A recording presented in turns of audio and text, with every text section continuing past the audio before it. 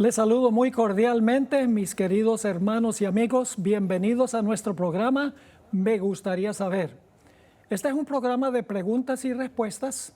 Ustedes nos mandan sus preguntas, nosotros hacemos la investigación y luego en el aire respondemos a sus preguntas. Tengo conmigo al pastor Luis Fernando Manrique, un invitado especial que nos está ayudando a responder las preguntas.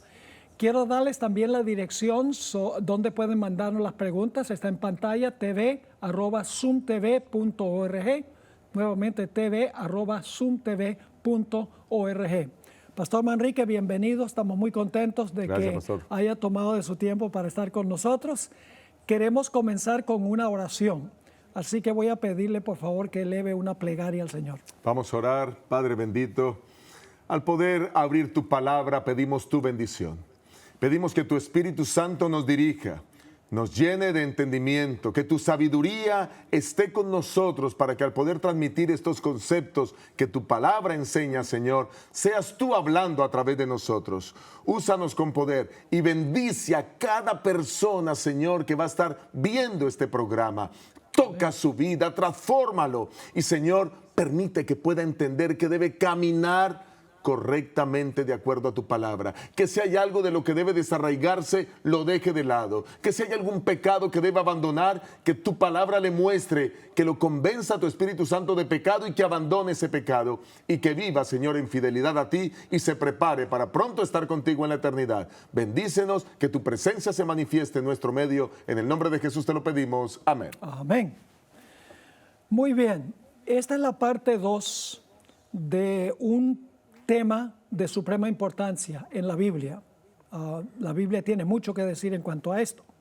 Se trata de la idolatría. La pregunta es, ¿qué es idolatría? Y una pregunta relacionada, ¿puede una persona ser idólatra sin inclinarse ante una imagen?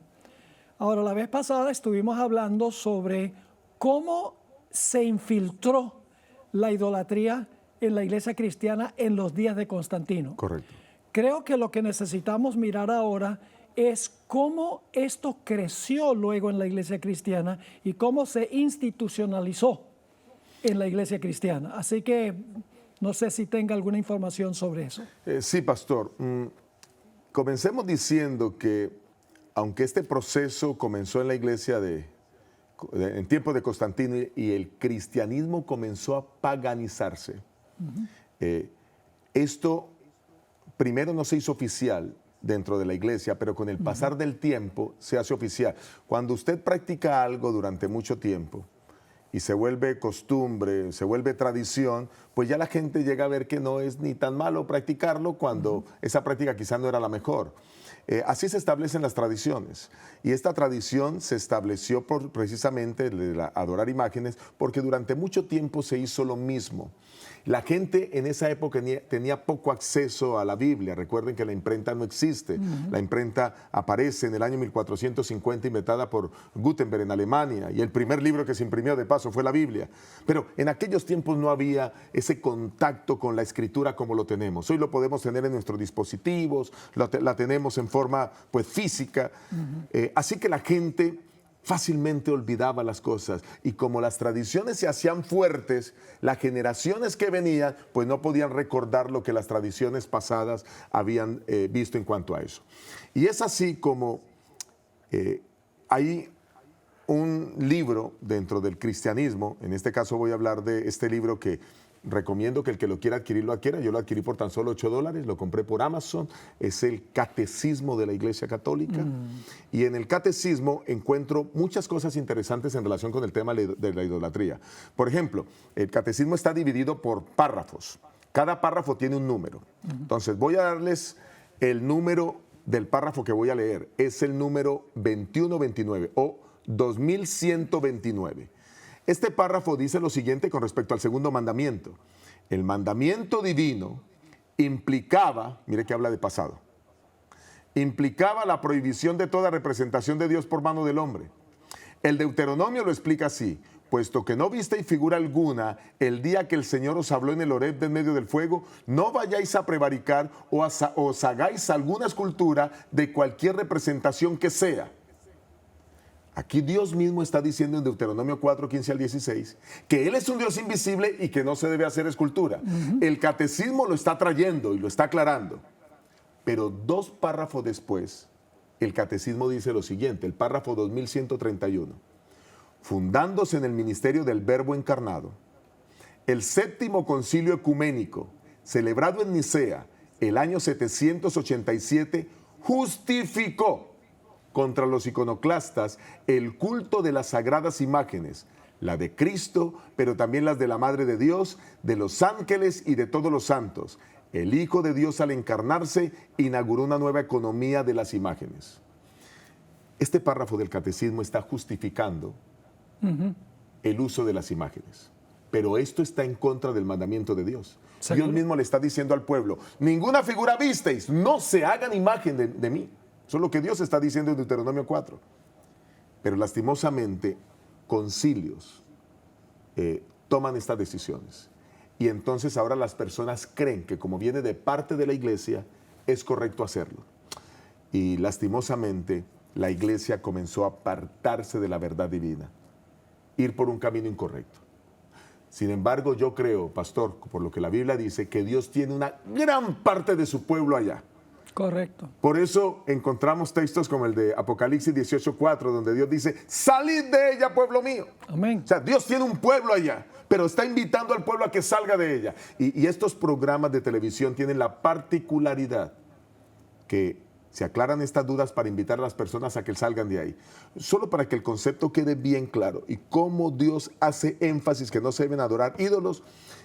Hay muchos textos en la Biblia, pero quiero compartir uno. Salmo 115 del 4 al 8, pastor, y si me ayuda con la lectura, excelente. Salmo 115 del 4 al 8, hablando acerca de los ídolos. Y aquí el salmista habla fuerte en relación con ello. ¿Qué dice, pastor? Dice, los ídolos de ellos son plata y oro, obra de manos de hombres. Tienen boca, mas no hablan. Tienen ojos, mas no ven. Orejas tienen, mas no oyen. Tienen narices, mas no huelen. Manos tienen, mas no palpan. Tienen pies, mas no andan. No hablan con su garganta. Semejantes a ellos son los que los hacen, y cualquiera que confía en ellos. Son textos fuertes, Poderoso. pero que muestra con claridad que Dios no desea bajo ninguna circunstancia que se adoren imágenes. Por eso lo puso en los 2 primeros mandamientos. Lastimosamente el cristianismo se paganizó al punto de que la iglesia instituyó, justificó esa falsa adoración. Y hoy, después de casi 1300 años de que ese concilio se haya realizado en Nicea, la gente sigue con las mismas prácticas tradicionales, contrario a lo que la palabra de Dios dice.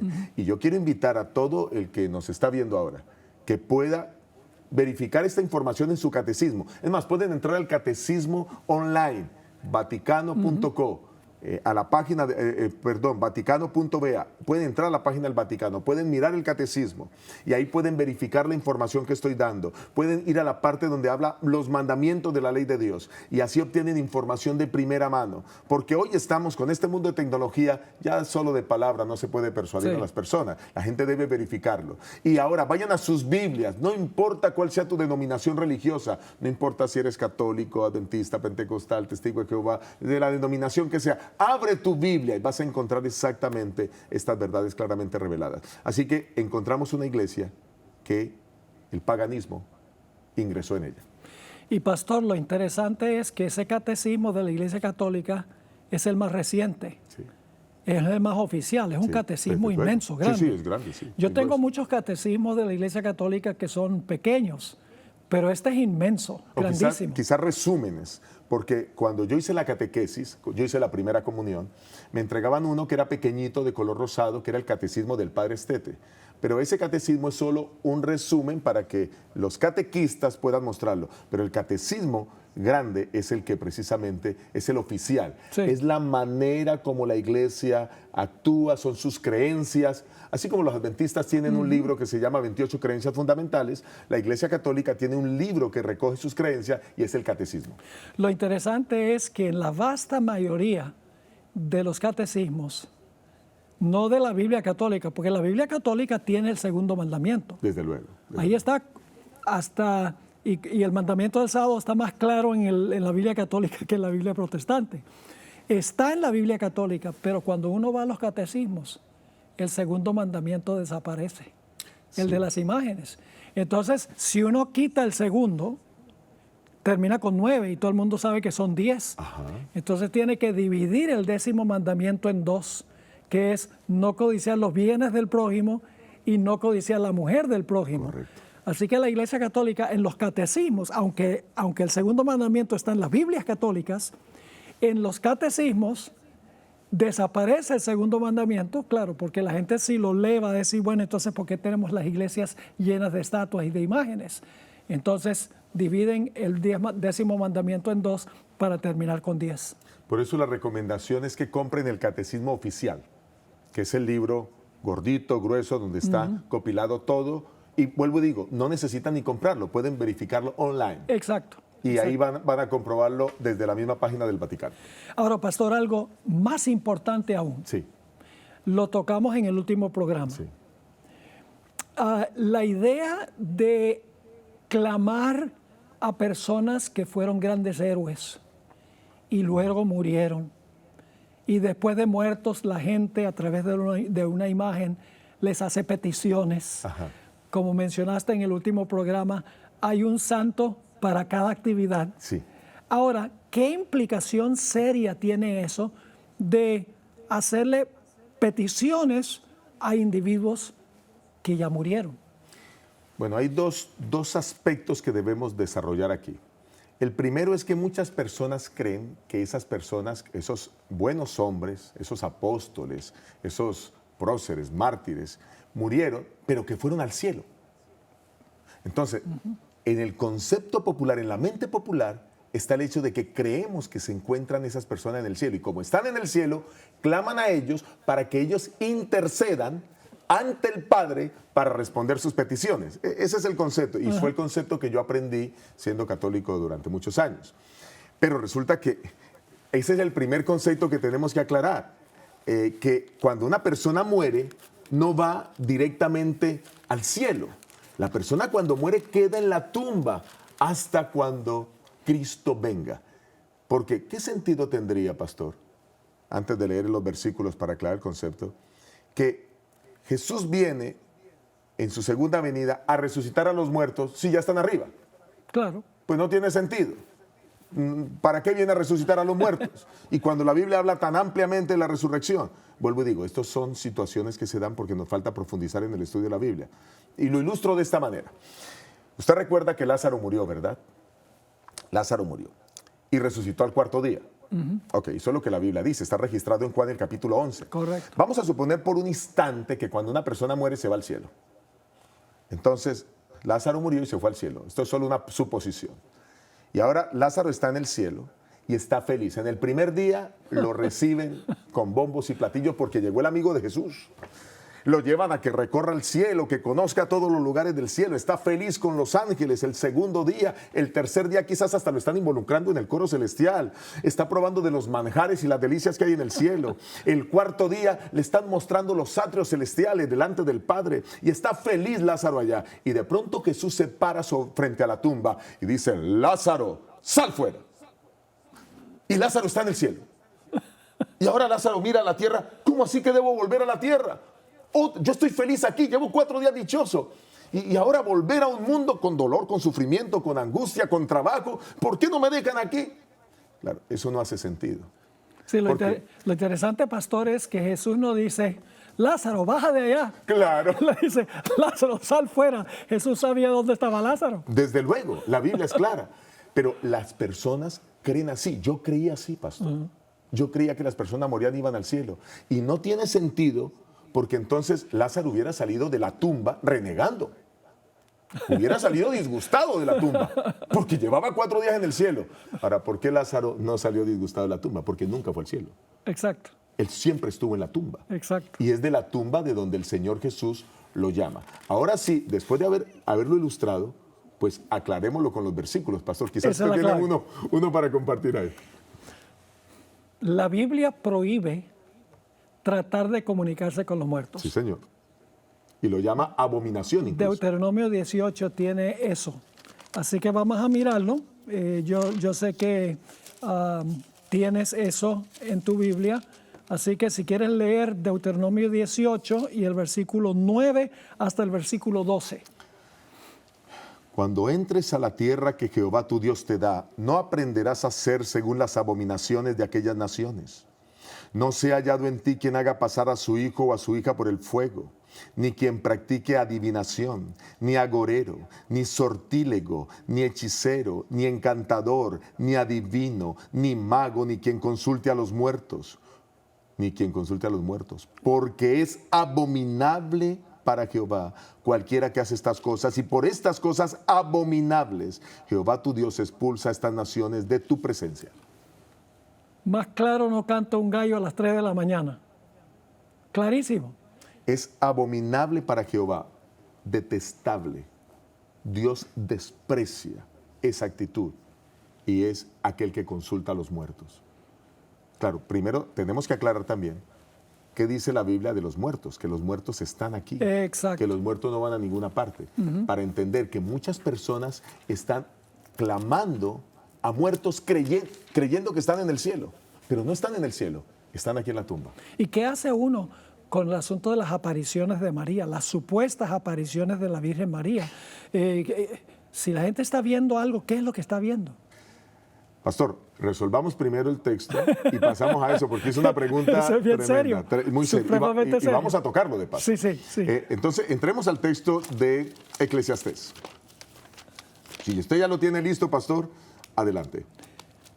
Sí, Eclesiastés capítulo 9 Versículo 5. y el versículo 5 dice, porque los vivos saben que han de morir, pero los muertos nada saben, ni tienen más paga, porque su memoria es puesta en olvido. Y luego el versículo 10, todo lo que te viniere a la mano para hacer, hazlo según tus fuerzas, porque en el Seol, que significa el sepulcro, a donde vas, no hay obra, ni trabajo, ni ciencia, ni sabiduría. Cuando una persona muere, según ese versículo, ya deja de tener cualquier parte en este mundo. Pero algunos me dicen, pero mi papá se me apareció, pero mis tías se me apareció. Ahí que es lo que usted decía. volvemos, sí. Pero María se me apareció. Y entonces, ¿de dónde viene eso si está muerto? Déjenme decir dos cosas. Número uno, el credo católico, que yo tuve que aprendérmelo de memoria, igual que los mandamientos, como los aprendí del catecismo o del resumen del catecismo del Padre Estete,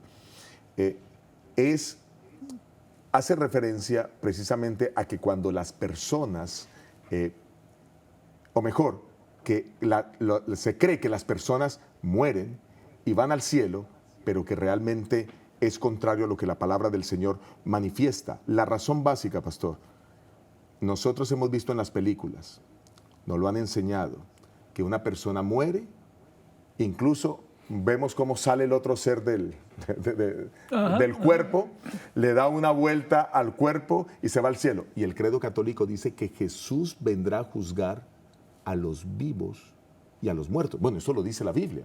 Y eso también lo dice el credo católico. Pero si se supone que ya está en el cielo, entonces ya fueron juzgados. Claro. En otras palabras, hay una contradicción que la Biblia no presenta, pero que las creencias populares del cristianismo actual sí presentan. Si la gente, Jesús viene a juzgar quién se salva y quién se pierde. Y a los salvos lo va a llevar a vivir con él al reino de los cielos. Y los perdidos, pues obviamente van a morir aquí con el resplandor de su venida. Eso está claro. Ahí es donde se juzga. Pero no podemos creer que entonces ya Dios juzgó y que ya los otros están allí, porque estamos contradiciendo las verdades de la Biblia. La persona muere. Y termino esta parte contando la historia de un pastor amigo.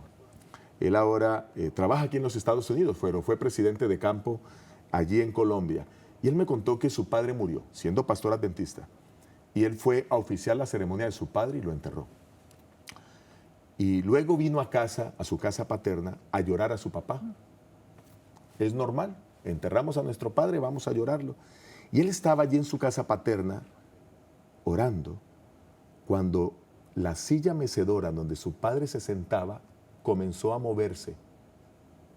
Así que él abre los ojos y ve a su papá, que acaba de enterrar, lo ve sentado en la silla mecedora enfrente. Y entonces el padre le dice: hijo, no te preocupes, estoy aquí contigo. Menos mal que le estaba hablando el mismo, le estaba hablando una persona que conocía de esto. ¿Sabe qué le dijo el pastor? Le dijo: apártate de mí, Satanás. Y desapareció su padre. Bueno, perdón, la imagen de su padre. La falsificación de su padre. La falsificación de su padre. Sí. Pastor, esto es más común de lo que usted y muchos se imaginan. Sí. Hay muchas personas que me han consultado por lo mismo. Algunos me han consultado que se le apareció el hijo muerto, algunos me han consultado que se le han aparecido diferentes tipos de personas. Hablando de eso, otros me han consultado que se les han aparecido ángeles. Y ángeles les han dicho que deben hacer ciertas cosas. Lo curioso es que esas cosas son pecaminosas. La última de esas personas la atendí hace un poco más de una semana en mi iglesia. Un ángel se le aparecía y le hablaba y le decía cosas. Pero esas apariciones, pastor, como la Biblia lo presenta, no son de origen divino. Satanás toma forma de esos seres y de esas personas. Los personifica para engañar a muchos y hacer creer algo que va en contra de la Biblia, el concepto de la inmortalidad del alma. Pero si Satanás se transforma en ángel de luz, fácilmente podrá transformarse en la apariencia de un ser humano que murió, sí. Claro que y sí. regresar para tratar de convencerlos de que en realidad el alma del hombre es inmortal. Por eso nuestra única protección al final de la historia es en la palabra. No podemos confiar en nuestros ojos, ni en nuestros oídos, ni en lo que dicen los demás, ni en la mayoría, ni en lo que dicen los concilios eclesiásticos, ni lo que dicen los líderes espirituales. Nuestra única seguridad es seguir lo que dice la Biblia. Y la Biblia dice: los vivos saben que han de morir, mas los muertos nada saben. Nada saben. Punto final. Y están en la tumba. Pastor, usted tocó algo que es muy importante y quisiera quizás dejar el fundamento para eso. Segunda de Corintios, el capítulo 11, el versículo 3, habla de que así como la serpiente engañó a Eva a través de sus sentidos, así nosotros, o Satanás, va a querer engañarnos a través de nuestros sentidos. Eso es como cuando el piloto está conduciendo un avión. El piloto tiene que guiarse por los instrumentos, porque si el piloto confía en su pericia, puede chocar. Él no sabe cuánta distancia hay de tierra, pero los instrumentos le indican perfectamente dónde se encuentra para evitar el choque. Así que es lo mismo, debemos guiarnos por la palabra del Señor. Amén, amén. Un punto final, porque nos quedan nada más unos pocos minutos. ¿Sería abominación a Jehová que nosotros le hagamos peticiones a los santos, por así decirlo, cuando en realidad la Biblia dice que no hay sino un solo intercesor? ¿Por qué vamos a apelar a supuesta gente que murió, que supuestamente nos representan allá, si podemos ir al Padre directamente a través de Jesús? Quizás dos cosas para decir aquí, pastor. No sé si usted recuerda que en una entrega posterior nosotros hablamos de que Elías y Moisés están en el cielo. Pero usted no va a encontrar en la Escritura que las personas le pidan a Moisés y a Elías. No. Y se sabía que estaban en el cielo. Y en Mateo 17 aparecieron delante de Jesús. El uno que murió 1500 años antes de Cristo, Moisés, y el otro que murió como 700 años antes de Cristo, Elías, pero no aparece que se le ore a ellos. Porque la Biblia es enfática en decir que hay un solo mediador entre Dios y los hombres. Y el único mediador es Jesucristo. Debemos leer ese texto. Primera de Timoteo, capítulo 2, versículo 5. Sí. Primera de Timoteo 2, 5. Primera de Timoteo 2 y el versículo 5 dice lo siguiente: porque hay un solo Dios y un solo mediador entre Dios y los hombres, Jesucristo hombre. Clarito. No, la Biblia es muy clara. Eso me encanta de la palabra de Dios, que tiene respuestas claras a cada situación. Solo hay una persona a la que debemos pedir: a Cristo, o a través de Cristo. Por eso cuando terminamos nuestras oraciones al Padre, lo hacemos en el nombre de Jesús.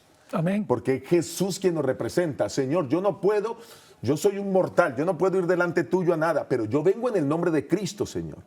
Y en el nombre de Cristo, mi Salvador, te pido que escuches y atiendas mi plegaria. Y Cristo es precisamente el que presenta esas plegarias para ser respondida. Es nuestro mediador, no es ningún santo. Recuerden, los santos, y esto que quede claro para todos los que nos están viendo, esas personas como los apóstoles que murieron, que son personas importantes, que vamos a ver en el reino de los cielos, están muertos. Ellos no están en el cielo, no han ido al cielo. Aquí están, los vamos a ver en el reino de los cielos. Pero el único que está en el cielo, al quien debemos clamar o a través de quien podemos llegar al Padre, es a través de Jesucristo. Eso debe quedar absolutamente claro. Porque la Biblia deja muy en claro que Jesús está vivo. Los muertos están muertos, ¿cómo pueden interceder? Exacto. Pero Jesús puede, porque Jesús murió, resucitó y ascendió al cielo. Otro texto muy interesante que confirma esta gran verdad es Hebreos, el capítulo 7. Sí, Señor.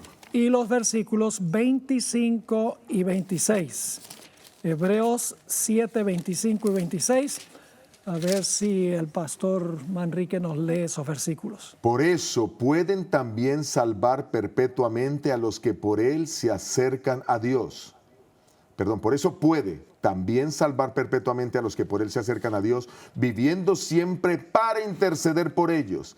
Tal sumo sacerdote nos convenía, santo, inocente, sin mancha, apartado de los pecadores y hecho más sublime que los cielos. Hay 3 características que tiene que tener un intercesor.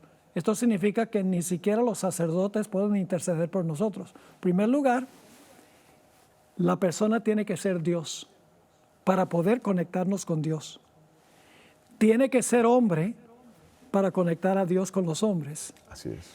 Y no puede tener pecado, según este texto. Ahora, los sacerdotes tienen una característica, son humanos, pero no son divinos, tampoco son personas que no tienen pecado. Así es. Así que no pueden interceder por nosotros, ni siquiera los sacerdotes que están vivos, ni tampoco los supuestos muertos pueden comunicarse con nosotros, o sea, con nosotros y a través de nosotros a otras personas en el cielo, al Hijo, al Padre o quien sea. Así es, el único mediador que va a interceder por nosotros es Cristo el Señor. Amén. Bueno, el tiempo ya se acabó. Vamos a continuar con otra pregunta en la siguiente sesión. Gracias por habernos acompañado. Recuerden, manden sus preguntas a tv@zoomtv.org. Gracias por haber estado con nosotros. Dios les bendiga y hasta la próxima. Bueno, yo Muy pienso bien. que eso quedó súper claro, ¿no? Quedó más claro no canto un gallo.